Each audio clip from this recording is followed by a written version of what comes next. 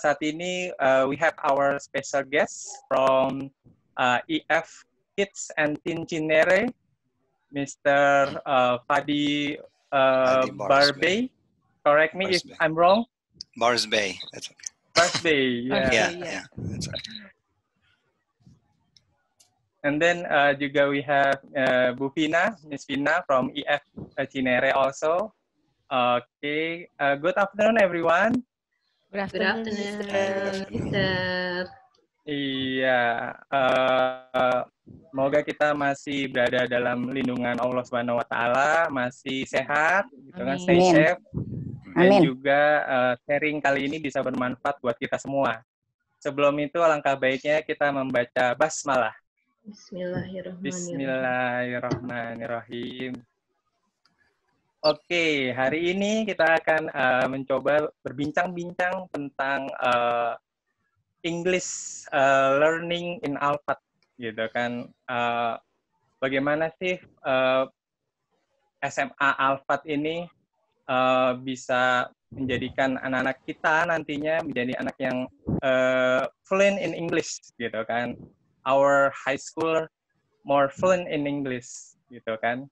Terus juga sudah kita ketahui ya bahwa Alphard sudah hampir 20 tahun menjadi yang terdepan di Tangerang Selatan, baik itu active learning-nya dan juga English-nya, English learning-nya.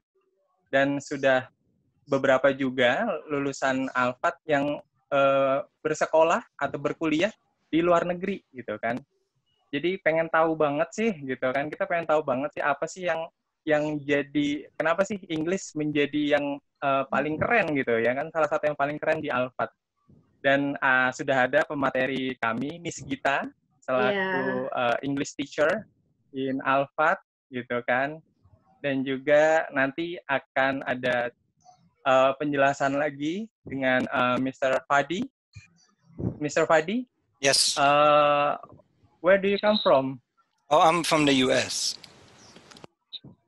I'm from New Jersey in the U.S., yeah. It's right next to New York City. Oh, okay. Close with Manhattan, yeah? Yeah, I'm like 30 minutes if you go through the toll. It's 30 minutes to New York City. You get to Manhattan. Okay. In Alphard is almost 1 year. You teach in as a native? Not really, no. I joined in October last year with EF. Oh, okay. Jadi nanti we have sharing with all the parents in this session, Mr. Fadi. Okay, hello everybody. Hi, Mr. Fadi. Hello. Some of you I've seen before in Alphard, some of you I haven't, so hello. Oke, Miss Gita, nanti waktu dan tempat kami persilahkan ya. Jadi pasti bakalan seru untuk kali ini ya. Iya, oke. Terima kasih Mr. Wisnu atas kesempatannya. Nah, baiklah Bapak dan Ibu sekalian, sekali lagi saya mengucapkan terima kasih karena telah bergabung, menyempatkan waktu untuk mendengarkan pemaparan. Mungkin pemaparan ini akan agak singkat, pemaparan tentang bagaimana sih program pembelajaran bahasa Inggris di Alphard, baik itu SD, SMP, dan juga nantinya yang akan diberlakukan di SMA Alphard. Sesi ini akan terbagi nantinya menjadi dua. Yang pertama adalah presentasi dari saya. Saya akan memaparkan bagaimana teknisnya dan program-program apa di SMP, SD, SMP, dan SMA Alphard. Lalu akan dilanjutkan dari pihak IF Cinere, yaitu Mr. Fadi. Mr. Fadi will present about what are the benefits for English, for learning English with native. Nah, with native teacher. Jadi Bapak Ibu nanti akan mendapatkan pemaparan yang jelas sebenarnya bagaimana sih progresnya kalau anak kita belajar bahasa Inggris didampingi langsung oleh native English teacher. Baiklah, langsung saja Bapak Ibu sekalian. Judul atau tema pada presentasi kita hari ini adalah How to Make Your High Schooler Fluent in English. Jadi, Bapak Ibu sekalian, jika kita berbicara tentang fluency, apa sih sebenarnya fluency itu sendiri? Fluency itu adalah kefasihan kita dalam berbicara dan memahami bahasa Inggris dengan mudah dan juga cepat. Lalu, apa sih sebenarnya yang menjadikan standar bahwasanya bahasa Inggris kita itu fluent atau tidak? Dan apakah tes proficiency populer sebagaimana TOEFL atau IELTS cukup untuk mengukur seseorang fluent atau tidaknya? Dan apakah lulusan SMA nantinya sudah bisa mencapai target tersebut? Pada kesempatan ini, saya akan membagi presentasi ke dalam 4 bagian utama. Yang pertama adalah introduction. Pada sesi ini, kita akan melihat bagaimana efektivitas pembelajaran bahasa Inggris di Indonesia dan juga permasalahan yang menjadi hambatan pada pengajaran bahasa Inggris. Dan bagian selanjutnya adalah learning principles. Bagaimana sih keunggulan dan praktek pengajaran bahasa Inggris di Alphard. Dan yang ketiga, learning objectives. Target pembelajarannya seperti apa, serta programnya juga nanti seperti apa. Serta dan juga skill bahasa Inggris apa nanti ketika lulusan SMA Alphard bisa dapatkan setelah selesai di jenjang SMA. Dan yang terakhir adalah pihak-pihak yang berpartner dengan Alphard yang telah membantu kesuksesan program pembelajaran bahasa Inggris. Baik, selanjutnya kita mulai dari sebuah pertanyaan. Berapa lama Anda belajar bahasa Inggris? Berapa lama kita sudah belajar bahasa Inggris? Mungkin kebanyakan dari kita sudah belajar bahasa Inggris selama 6 sampai 12 tahun, yaitu dari jenjang SD, SMP, hingga SMA. Bahkan mungkin ditambah lagi dengan mata kuliah pada level perguruan tinggi. Biasanya ada ya Bapak Ibu yang baik yang mengambil majornya bahasa Inggris ataupun non bahasa Inggris itu tetap mendapatkan mata kuliah bahasa Inggris. Nah, dan yang jadi pertanyaan, selama 6 sampai 12 tahun ini sudah berapa persenkah kita menguasai bahasa Inggris tersebut dan sudah berapa fluentkah kita dalam bahasa Inggris? Nah,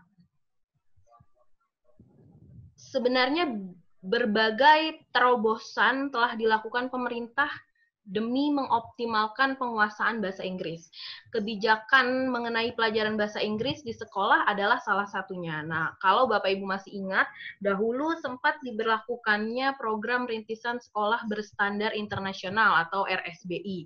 Lalu juga pemerintah pernah mengadakan program ekstrakurikuler bahasa Inggris seperti English Club di sekolah-sekolah, dan juga hingga penyelenggaraan ujian TOEFL, IELTS, atau TOEIC untuk tingkat SMA dan SMK.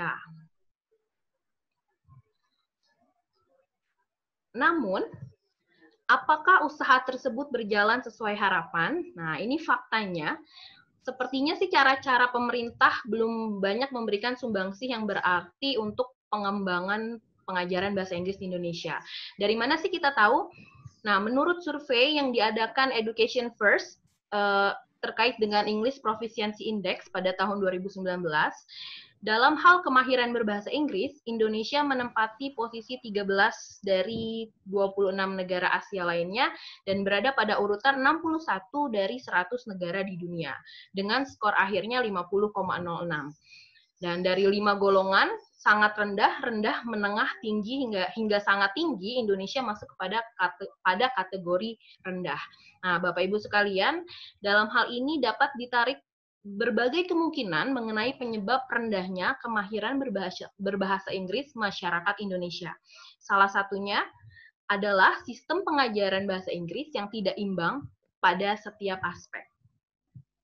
Lalu, selanjutnya, mari kita melihat lebih dalam, Bapak Ibu sekalian, sebenarnya apa sih permasalahan di Indonesia ini terhadap pengajaran bahasa Inggris itu sendiri.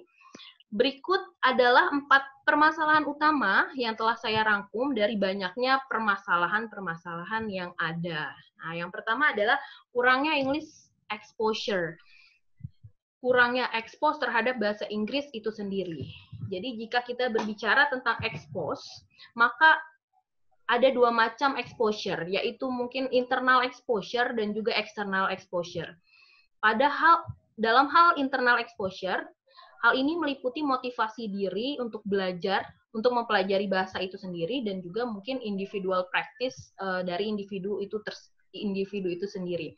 Lalu exposure selanjutnya adalah external exposure, yang mana mencakup support pembelajaran bahasa Inggris dari luar. Nah, hal ini contohnya sebut saja seperti pengajar bahasa Inggris yang kompeten, itu juga termasuk dari external exposure. Dan kedua, penutur bahasa Inggris asli atau native English teacher. Selanjutnya ada media pembelajaran yang berkualitas dan juga seru. Selanjutnya juga ada bobot atau waktu pembelajaran yang cukup, serta kesempatan students untuk praktis bahasa Inggris mereka. Lalu permasalahan yang kedua adalah pelajaran terlalu ditekankan kepada grammar. Ini kita mau flashback ya Bapak dan Ibu. Mungkin masih ingat nggak Bapak Ibu sekalian, dulu waktu zamannya kita sekolah tentang materi penguasaan 16 tenses.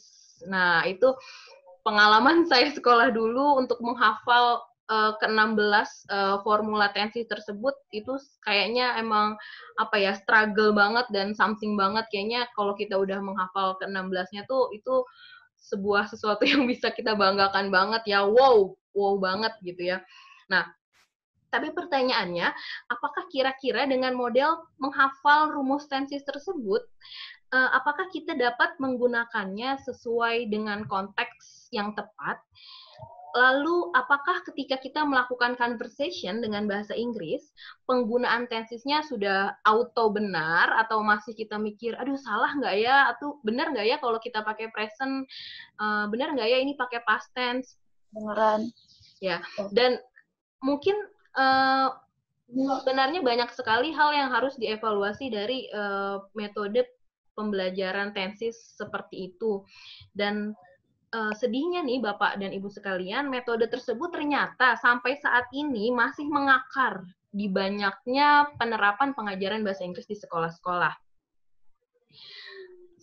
Nah, kebanyakan pengajaran bahasa Inggris juga menekankan penguasaan teoritis dibandingkan praktis. Nah, sehingga pembelajaran bahasa Inggris yang terjadi di sekolah-sekolah hanya sampai pada pemahaman terhadap membaca teks yang berbahasa Inggris, seperti juga menjawab soal-soal grammar, dan juga hanya menyiapkan sedikit porsi pada aspek conversation atau percakapan.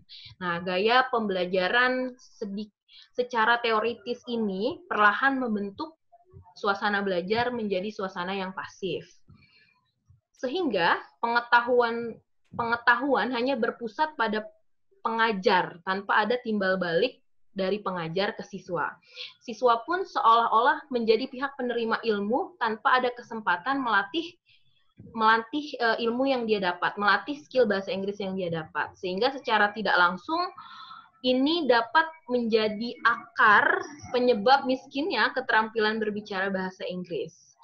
Dan produk akhirnya, kalau Bapak Ibu bisa menebak, siswa akan berhati-hati dalam membuat kesalahan pada aspek grammar ketika berkomunikasi maupun dalam menulis. Selanjutnya, hal terakhir, hambatan terbesarnya adalah materi yang tidak berkesinambungan. Selanjutnya yang ketiga adalah conventional method atau metode yang tidak bervariatif, metode yang old fashion. Nah, ini membuat model pembelajaran student center semakin kuat dan mengakar di sekolah-sekolah, sehingga target guru nantinya hanyalah mengejar hasil akhir atau nilainya saja. Guru tidak akan pernah fokus kepada proses pengembangan siswa. Lalu yang terakhir adalah materi yang tidak berkesinambungan. Banyak sekali Bapak Ibu materi pengulangan dari jenjang SMP dan SMA di kurikulum nasional kita, sehingga hal tersebut membuat batasan siswa untuk mengeksplor materi sesuai dengan konteksnya. Belum lagi kualitas materi atau buku acuan yang tipenya masih old fashion dan kurang kekinian atau mengikuti zaman. Nah, lalu bagaimana sih dengan Alphard? Apakah Alphard sendiri sudah berupaya melakukan usaha pembenahan terhadap permasalahan-permasalahan tersebut? Nah, di sini kita lihat Sebagaimana yang moms and dads ketahui, bahwasanya exposure terhadap pembelajaran bahasa Inggris di Alphard sangatlah optimal. Terutama dengan partnership kami dengan IF, siswa mendapatkan kesempatan untuk mempraktekkan speaking dengan English native teacher secara langsung dan juga secara berkala. Nah, nanti pembahasan mendetail tentang bagaimana sih metode IF mengajarkan bahasa Inggris di Alphard itu akan dibahas oleh presenter selanjutnya. Dan selanjutnya adalah metode active learning. Dengan metode ini, siswa dapat mengeksplor semua skill bahasa Inggris mereka dengan kegiatan pembelajaran yang menarik. Nah, dengan metode tersebut, mereka pun akan sangat enjoy dan belajar tanpa beban, dan sehingga menciptakan situasi pembelajaran yang lebih interaktif. Nah, kalau situasi pembelajarannya sudah interaktif, berarti otomatis pembelajaran yang didapat akan lebih efektif. Hal selanjutnya adalah menekankan kepada communicative approach. Jadi targetnya itu bukan melulu soal grammar. Di Alphard itu bukan melulu tentang bagaimana sih penggunaan past tense yang memang kita diajarkan secara teoritis, tapi kita memberikan porsi kepada siswa untuk mempraktekannya secara oral ataupun dalam tulisan mereka. Lalu step by step progress. Nah, di Alphard ini progres belajar siswa akan dimonitor dengan berkala. Sehingga siswa pun tahu di mana kelemahan dan juga kelebihan mereka dalam proses KBM. Bahkan, Bapak Ibu sekalian, pada tingkatan SMP dan SMA, siswa sudah dilibatkan secara langsung dalam melakukan self-evaluation terhadap progres belajarnya masing-masing. Jadi, Bapak Ibu, setelah pemaparan saya ini tentang hambatan-hambatan yang ada di Indonesia, jadi apakah terjawab bahwasanya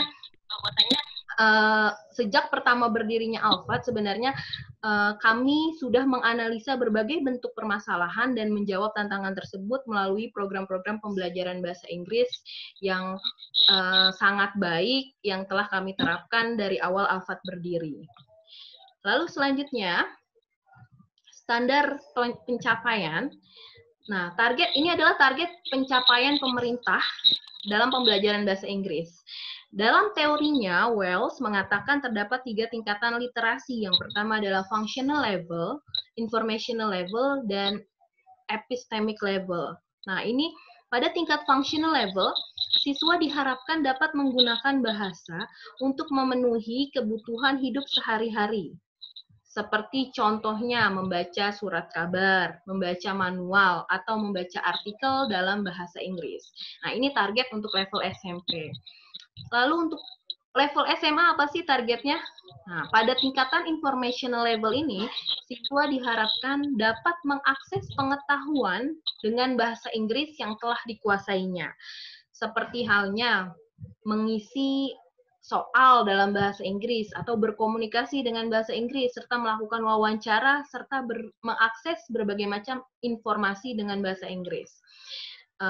Informational level ini adalah mempersiapkan siswa nantinya untuk menuju jenjang perguruan tinggi. Nah, ini level yang paling tertinggi, epistemic level. Pada tingkatan epistemic level ini, seseorang diharapkan dapat mentransformasi pengetahuan mereka dalam bahasa tertentu, terutama bahasa Inggris. Nah, tingkatan ini, Bapak Ibu sekalian, pada dasarnya adalah tingkatan yang ditargetkan untuk para mahasiswa guna mempersiapkan diri dalam penggunaan English for specific purpose. Kalau Bapak Ibu tidak asing dengan ESP, nah itu adalah skill materi bahasa Inggris yang nantinya dibutuhkan pada lapangan pekerjaan. Nah, dalam hal ini SMA Alphard tidak hanya menargetkan siswanya melampaui informational level saja, tapi kita juga mempersiapkan siswa kami untuk ke level epistemic. Lalu selanjutnya adalah prinsip-prinsip pembelajaran bahasa Inggris. Nah, prinsip-prinsipnya itu apa aja? Mari di sini kita melihat bersama sebenarnya apa aja sih yang menjadikan prinsip dan bagaimana SMP, SMA Alfat sejauh ini sudah mengaplikasikan dalam rangkaian pembelajaran bahasa Inggris. Nah, yang pertama, prinsipnya adalah lingkungan belajar harus welcome dan juga friendly bagi siswa. Nah, membuat lingkungan kelas yang ramah dan nyaman bagi siswa, hal ini dirasa sangat penting dalam pembelajaran bahasa asing. Nah, kenapa sih kira-kira hal ini penting? Karena lingkungan yang nyaman akan meningkatkan tingkat kepercayaan diri siswa dan juga membantu membangun hubungan guru dan siswa agar belajar menjadi lebih maksimal. Sehingga image siswa terhadap belajar bahasa asing tidaklah menyeramkan atau wah susah banget nih belajar bahasa Inggris, tapi image-nya mereka jadi senang, jadi fun, enjoy nih kalau belajar bahasa Inggris tuh kayaknya fun banget. Jadi ini pentingnya lingkungan yang welcome dan juga friendly dalam pengajaran bahasa Inggris. Selanjutnya adalah menggali background knowledge siswa. Sejatinya dalam pembelajaran bahasa Inggris, terutama pada materi reading, saya akan memberikan contoh, guru wajib melakukan proses bridging dengan menggali pengetahuan yang siswa miliki terhadap topik yang dipelajari. Nah, proses kegiatan belajar mengajar akan menjadi sangat sulit nantinya ketika anak-anak tidak dapat memahami konteks dan topik pembelajaran. Nah, kenapa hal tersebut terjadi? Karena siswa masih merasa asing dengan topik yang akan diajarkan oleh gurunya. Nah, ini kalau Bapak Ibu bisa melihat, ada beberapa contoh kegiatan pembelajaran kami di sekolah, sesi brainstorming anak-anak sebelum kita mulai masuk ke dalam topik pembelajaran, terutama dalam pembelajaran bahasa Inggris. Nah, selanjutnya adalah prinsip yang ketiga, membangun vocabulary yang sesuai dengan materi. Nah, faktor penguasaan kosakata dalam pengajaran bahasa Inggris sangatlah esensial dan juga menjadi tantangan tersendiri bagi pengajar bahasa Inggris. Seorang guru bahasa Inggris sejatinya harus menguasai proses pre-teaching terhadap kosakata baru sebelum mereka bisa masuk ke dalam konteks materi belajar. Kalau di Alfat nih, kita pasti melakukan metode-metode yang seru untuk pre-teaching vocab. Dan juga seperti Bapak Ibu lihat, kondisi di kelas kami, di kelas pembelajaran bahasa Inggris, kita punya beberapa program untuk pengembangan kosakata siswa, yaitu seperti word of the day atau mungkin word wall yang nantinya dipakai juga dalam pembelajaran bahasa Inggris yang lain. Dan ini ini exciting banget buat anak-anak karena mereka bisa sometimes ketika mereka melakukan activity mereka blank, lupa dengan kosakata, lalu mereka lihat ke word wall, maka mereka akan bisa menggunakan bahasa-bahasa atau kata-kata baru untuk activity pembelajaran mereka. Baik, selanjutnya adalah memberikan ruang diskusi dan interaksi kepada siswa. Nah, learning language is all about practice and practice makes perfect. Nah, jadi dengan memberikan ruang kepada siswa untuk mempraktekkan kemampuan bahasa Inggris mereka, maka siswa akan lebih mempelajari real konteks terhadap penggunaannya. Nah, begitu juga dengan siswa yang memiliki kepercayaan diri rendah. Nah, biasanya mereka pasti akan termotivasi kalau kita lakukan proses pairing dengan teman sebayanya sebelum di tengah-tengah pembelajaran. Selanjutnya adalah menggunakan metode yang bervariasi. Nah, ini menurut riset Bapak dan Ibu sekalian, seorang pakar nih menemukan bahwasanya 20-30% anak usia sekolah yang memiliki tipe belajar auditori, dan 40%-nya adalah tipe visual, dan sisanya 30% adalah tipe kinestetik atau mungkin kombinasi visual dan auditori. Nah, untuk itu, Bapak Ibu sekalian, variasi metode pembelajaran yang dapat mengakomodir semua learning style ini sangatlah dibutuhkan dalam proses pembelajaran bahasa asing. Jadi, kalau misalkan guru hanya menggunakan metode yang monoton, mungkin itu hanya mengcover tipe pembelajar yang auditori saja. Jadi, ada kalanya, kalau kami di Alfat selalu mix and match ya, sebisa mungkin setiap pelajaran itu semua tipe gaya belajar anak kita akomodir dengan menyediakan beberapa media-media pembelajaran yang sangat bervariasi. Lalu prinsip yang terakhir adalah assessment dan review. Nah, telah kita ketahui bersama bahwasanya penilaian atau assessment adalah komponen yang paling penting dari setiap praktik pengajaran, yang mana ditujukan untuk mengevaluasi efektivitasnya pembelajaran tersebut. Di SMP Al-Fat khususnya, alhamdulillah kami sudah menerapkan proses penilaian yang sangat ramah anak dengan menggunakan berbagai macam instrumen penilaian, dan juga kami berupaya untuk merubah image penilaian yang tadinya mungkin menyeramkan, sehingga menjadi lebih ringan dan juga menjadi lebih fun. Ini adalah beberapa contoh siswa melakukan penilaian praktek mereka. Mereka mempresentasikan makanan yang telah mereka sajikan, yang telah mereka buat dengan bahasa Inggris. Baik, selanjutnya adalah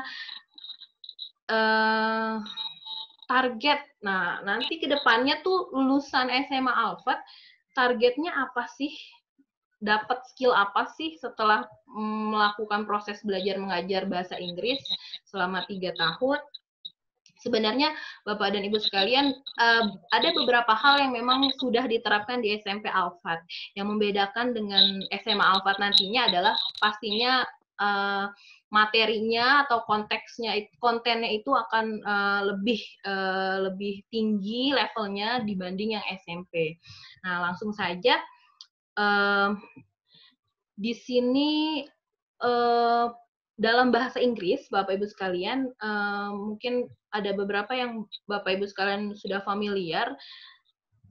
Ada skill yang kita sebut dengan productive skill dan juga receptive skill. Productive skill itu adalah skill speaking dan writing. Nah, mereka produce something ketika mereka melakukan speaking dan juga writing. Sedangkan receptive adalah skill listening dan juga reading. Nah, jika keempat keterampilan ini ditangani secara merata pada saat proses KBM, proses belajar mengajar, maka para peserta didik dapat diyakinkan memiliki keterampilan komunikasi yang baik. Nah, perlu Bapak Ibu ketahui, di SMA Al-Fat, nantinya semua siswa akan kami persiapkan juga beberapa keterampilan berbahasa Inggris yang diperlukan untuk memasuki dunia perguruan tinggi, baik untuk overseas study ataupun kuliah dalam negeri. Nah, skill yang pertama nih Bapak Ibu adalah skill academic discourse skill. Ini adalah skill pengembangan pada ranah speaking atau berbicara. Kita lihat. Skill ini menitik beratkan pada pendekatan komunikatif yang berorientasi pada proses belajar mengajar bahasa berdasarkan tugas dan fungsinya berkomunikasi itu sendiri. Nah, jadi pendekatan komunikatif itu adalah pendekatan yang mana menitik beratkan kepada siswa agar mereka mampu dan cakap dalam berkomunikasi.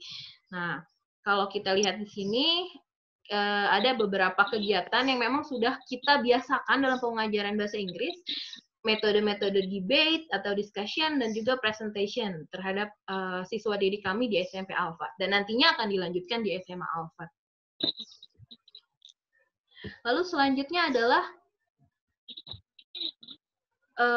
academic text strategies. Nah, ini skill seperti apa sih?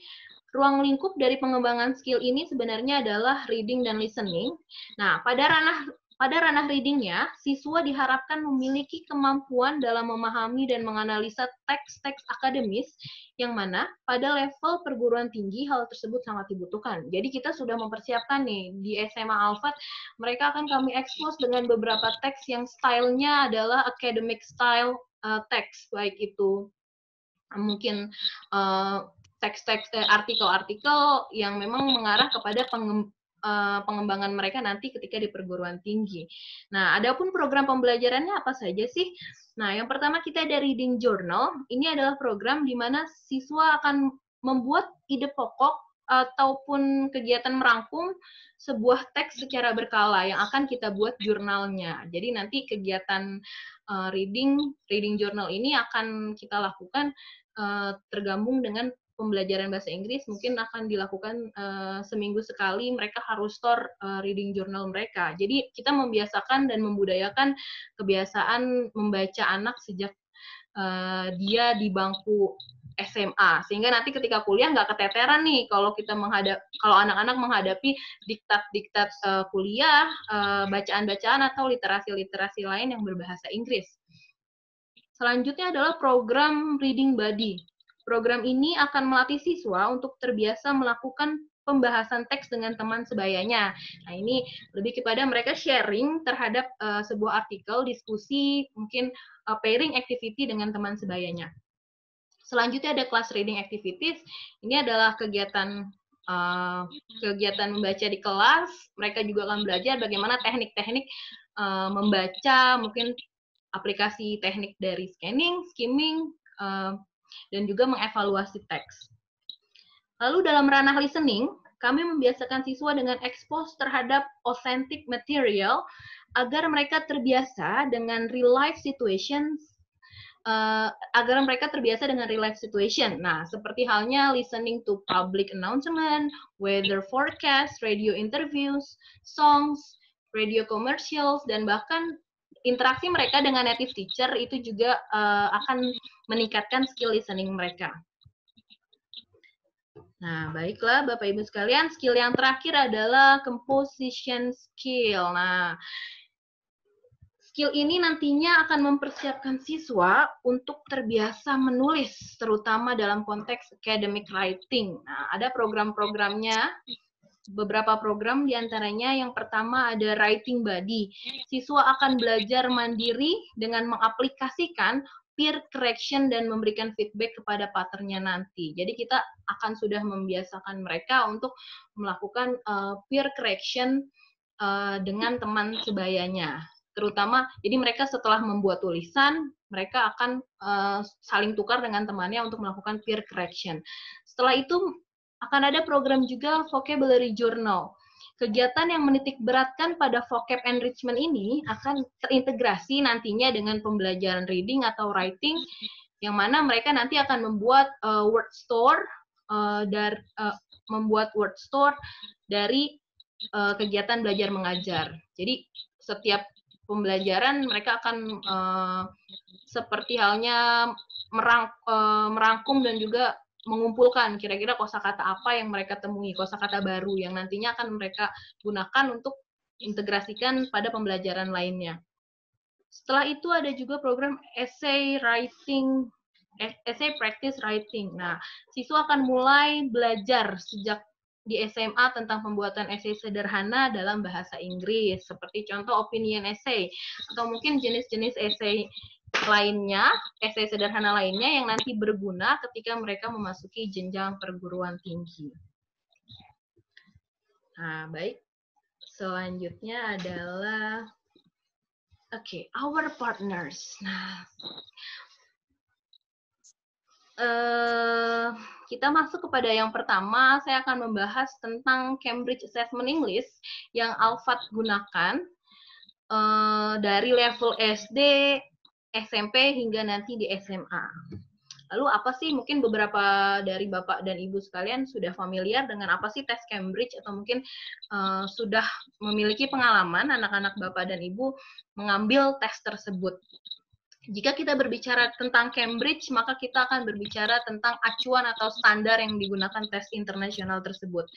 Standar yang digunakan adalah a Common European Framework of Reference for Languages atau CEFR. Nah, CEFR itu apa sih?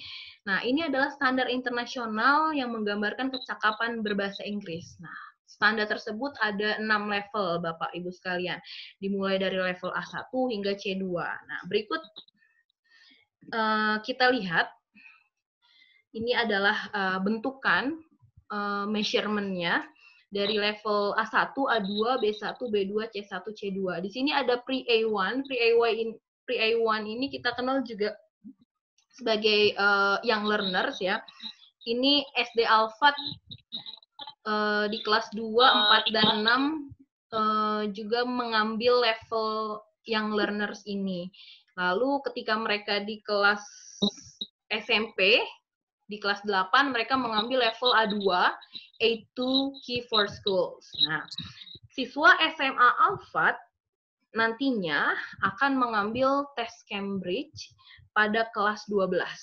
Nah, adapun tes yang diambil di sini nantinya adalah B1 Preliminary for Schools. Nah, jika kita melihat ke sini, Bapak Ibu, tes B1 Preliminary tersebut bisa sejajar atau ekuivalen dengan tes IELTS band 5.0, band 5. Jadi kalau Bapak Ibu familiar dengan tes IELTS, ini level B1 yang nanti kita ambil untuk siswa kita di kelas 12, di kelas 11 nanti akan sejajar dengan IELTS poin 5.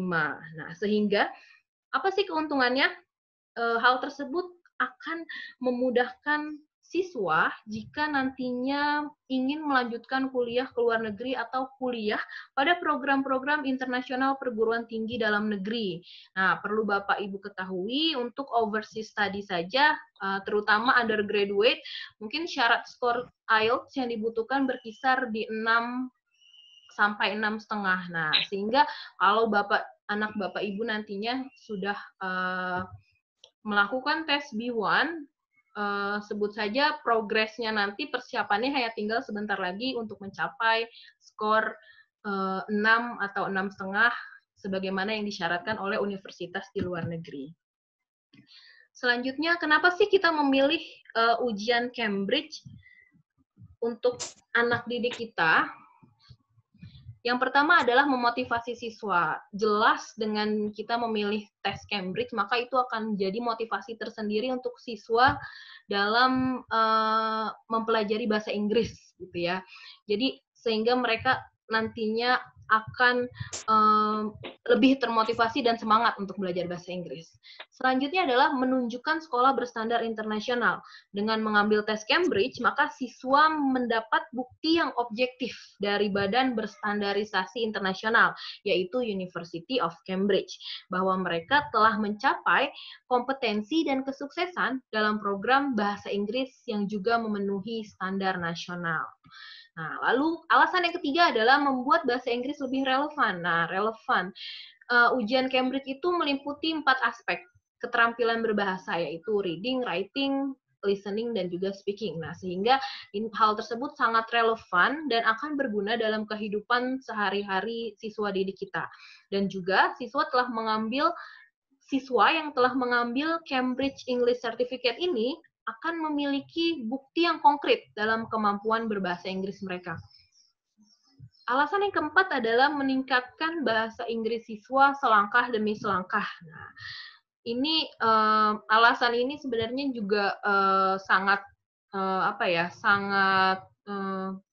menguntungkan juga bagi Bapak Ibu sekalian yang memang sudah menyekolahkan anaknya di Al-Fat dari jenjang SD, lalu meneruskan ke SMP dan juga meneruskan ke SMA.